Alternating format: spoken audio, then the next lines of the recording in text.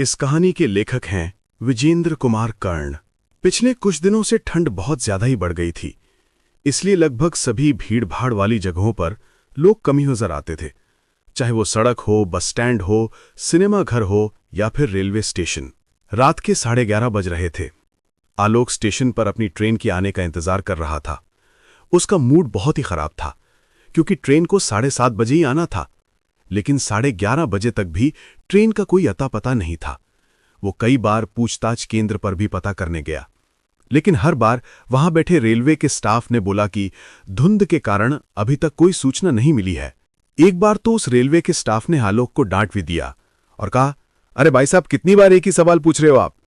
देखिए, ट्रेन आने की सूचना हमें मिलेगी तो अनाउंसमेंट हो जाएगा ना, अब बार बार यहां आकर हमें परेशान मत करिए। बहुत ही छोटा स्टेशन था वो, इसलिए ना तो कोई अच्छा सा वेटिंग रूम था वहां और ना ही बड़ी दुकानें। हर ओर खामोशी ही खामोशी नजर आ रही थी। बस कुछ कुत्ते दिखाई दे रहे थे, उन पर भी शायद इस कड़कड़ाती ठंड का असर हो गया था, इसलिए वे भी चुपचाप खुद को समेटे हुए पड़े थे। आलोक कभी उन कुत्तों को देखता, कभी खुद को। इस समय उसे अपनी हालत भी कुत्तों की तरह ही लग रही थी, लेकिन अचानक उस खामोशी को कुत्तों के भौंकने की आवाज ने तोड़ा। वे कुत्ते लगातार भौंक भी रहे थे और रो भी रहे थे। आलोक को समझ नहीं आ रहा था कि आखिर ये कुत्ते अचानक से इस तरह क्यों भौंकने लगे। वो इस प्रश्न का उत्तर ढूंढने की कोशिश कर रहा था। तभी उसके कानों में रेलवे के अनाउंसमेंट की आवाज आई कि उसकी ट्रेन 2 नंबर प्लेटफॉर्म पर आने वाली है। आलोक उसी प्लेटफॉर्म पर खड़ा था, इसलिए उसे ज्यादा टेंशन नहीं हुई। अचानक आलोक की नजर ट्रेन की पटरी पर गई और उसने वहां जो देखा, उसे देखकर उसका दिमाग हिल गया। उसने देखा कि ट्रेन की पटरियों के बीचों बीच कुछ लोग खड़े हैं। उन सब के हाथों में धारदार हथियार थे। यही नहीं, उनमें से 2 लोगों के हाथ में तो कटे हुए सिर भी थे। एक आदमी के हाथ में लड़की का कटा सिर और दूसरे आदमी के हाथ में एक लड़के का कटा हुआ सिर। उन कटे सिर से लगातार खून टपक रहा था। वो सारे लोग आलोक को घूर घूर कर देख रहे थे। उन्हें देखकर आलोक के मुंह से चीख निकल गई और वो वहां से भागा। भागते भागते वो पूछताछ केंद्र पर पहुंचा और हांफते हुए उसने पूछताछ केंद्र में बैठे स्टाफ से कहा, सर वो पटरी पर कई भयानक लोग खड़े हैं, उनके हाथ में कटे हुए सिर हैं, आप रेलवे पुलिस को इन्फॉर्म करिए। उसकी बातों को सुनकर पूछताछ केंद्र वाले स्टाफ ने उसे घूर कर देखा और लगभग चिल्लाते हुए उससे बोला, क्या प्रॉब्लम है जी आपकी? क्यों आप बार बार हमें डिस्टर्ब कर रहे हैं? ये क्या कटा हुआ सिर जैसी फालतू कहानी बना रहे हो? मैंने बोला ना कि ट्रेन की सूचना मिलेगी तो अनाउंसमेंट कर दूंगा। पर सर, अभी अभी तो आपने अनाउंसमेंट की ना। भांग खाए हो क्या भाई, या गांजा फूका है? ट्रेन आने की सूचना होगी तभी तो अनाउंसमेंट होगी। अभी ट्रेन की कोई खबर नहीं है तो फिर कहां से तुमने अनाउंसमेंट सुन ली? जाओ यहां से, मेरा दिमाग मत चाटो।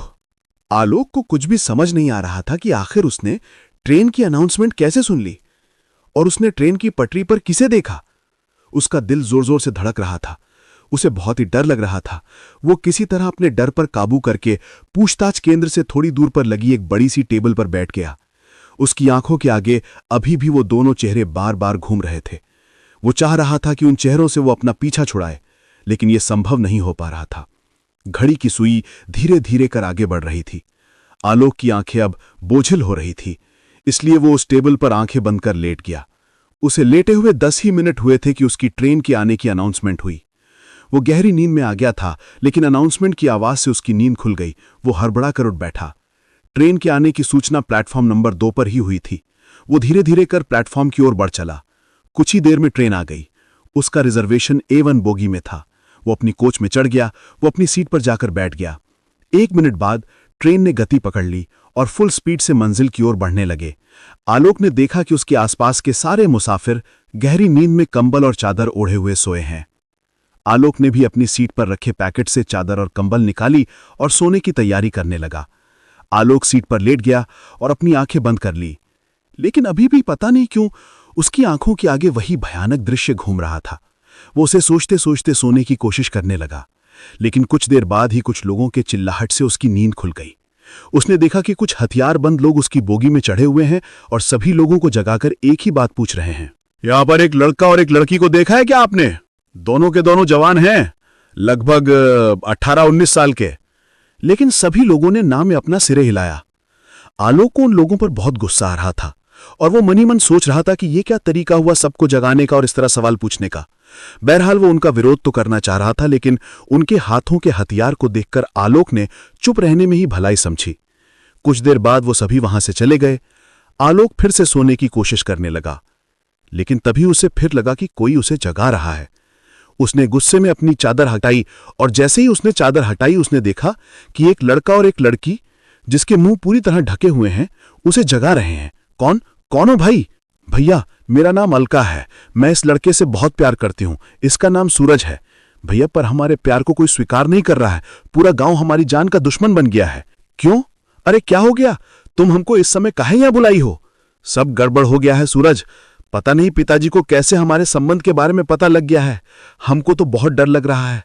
डर? अरे प्यार किया तो डरना क्या? हम अपने लिए नहीं डर रहे हैं सूरज, हमको तुम्हारी फिक्र है।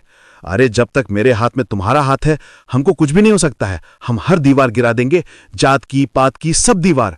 बस तुम हमारा हाथ कभी मत छोड़ना। भैया, मैं नीची जात का हूं और अलका बहुत ही ऊंची जात की है। ये बात गांव वालों को पच नहीं रही है। भैया, हम दोनों ने छिपकर शादी भी कर ली है, पर पता नहीं गांव वालों को ये सब कुछ कैसे पता लग गया।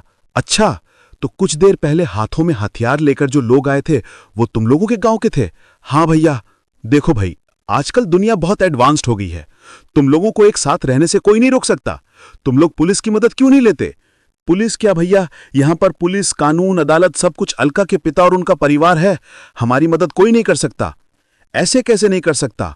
मैं करूंगा तुम्हारी मदद। बताओ मुझे क्या करना होगा। उसके बाद अलका ने आलोक से बोला कि मेरे गांव के कई लोग हमें मारने के लिए ढूंढ रहे हैं। आप किसी तरह हमको उनसे बचा लीजिए।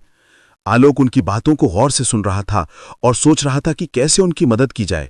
तभी एक बार फिर से वही लोग वहां आ पहुंचे और उन्होंने उस लड़के और लड़की को देखा। वे तुरंत ही उन्हें पहचान गए। उस भीड़ में अलका के पिता भी थे। गांव वालों, ये देखो, ये दोनों पापी यहां हैं। यहां इस आदमी से ये मदद मांग रहे हैं। देर मत करो, मार दो इन्हें। छोटी जात वाले बड़ी जात के पैरों की जूती होते हैं। उनसे शादी नहीं की जाती, उन्हें कुत्ता बनाकर रखा जाता है। इस लड़के ने हमारी बेटी को अपवित्र कर दिया है। इन दोनों को मार दो। अलका के पिता के ऐसा कहने पर सभी लोगों का गुस्सा भड़क उठा। आदमी ने उनके गले पर हथियार टिका दिए। आलोक ने जब ये देखा, अरे अरे ये क्या कर रहे हैं आप लोग? पागल हो गए हैं क्या? मैं अभी पुलिस को बुलाता हूं। आलोक की इस बात पर सभी लोग जोर जोर से हंसने लगे।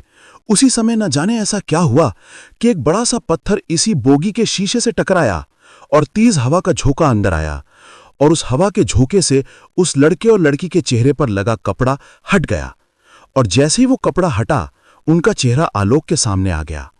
आलोक ने जैसे उस चेहरे को देखा तो उसकी चीख निकल पड़ी, क्योंकि ये वही चेहरे थे जिनका कटा सिर उसने स्टेशन पर देखा था। आलोक का सिर पूरी तरह घूमने लगा। उसके दिमाग ने काम करना बंद कर दिया था। उसे कुछ समझ नहीं आ रहा था कि वो क्या करे और क्या ना करे।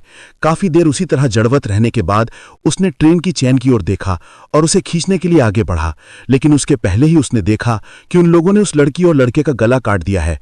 उसमें से एक आदमी ने अलका का कटा सिर उठाया और दूसरे ने सूरज का। अलका और सूरज दोनों के गले भले ही उन लोगों ने काट दिए थे, लेकिन जमीन पर पड़ा उनका शरीर अब भी साथ था।